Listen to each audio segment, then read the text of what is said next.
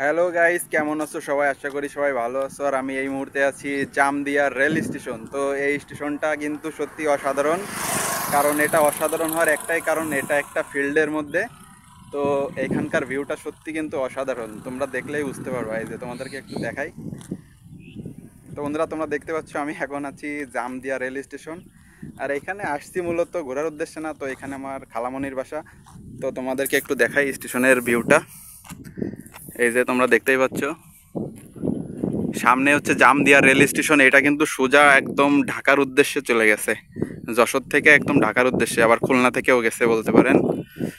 তো সামনেই Jamdia rail station, অনেক সুন্দর একটা পরিবেশ বর্তমান। তো এই যে আকাশের ভিউটাও দেখেন কত সুন্দর। তো এই ভিউ দেখানোর জন্যই আসলাম একটু ঘুরতে।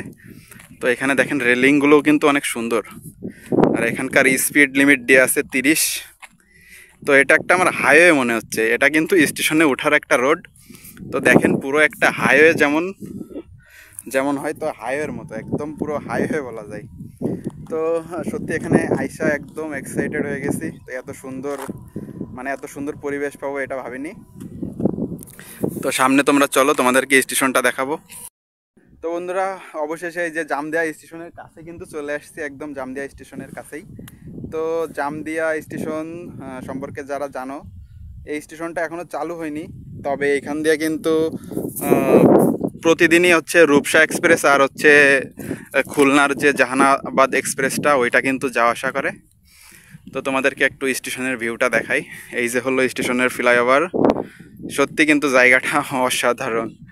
তো এত সুন্দর হবে ভাবিনি। আজকের ওয়েদারটার কারণে আরও বেশি সুন্দর লাগতেছে স্টেশনটা।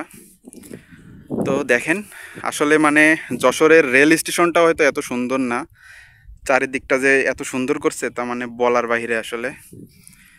সামনেই ফ্লাইওভার যে, তো আমি হেঁটে হেঁটে সামনের দিকে যাই আর তোমাদেরকে দেখাই। তো এটা ছোটোখাটো একটা ব্লগ ভিডিও বলতে পারো তোমরা।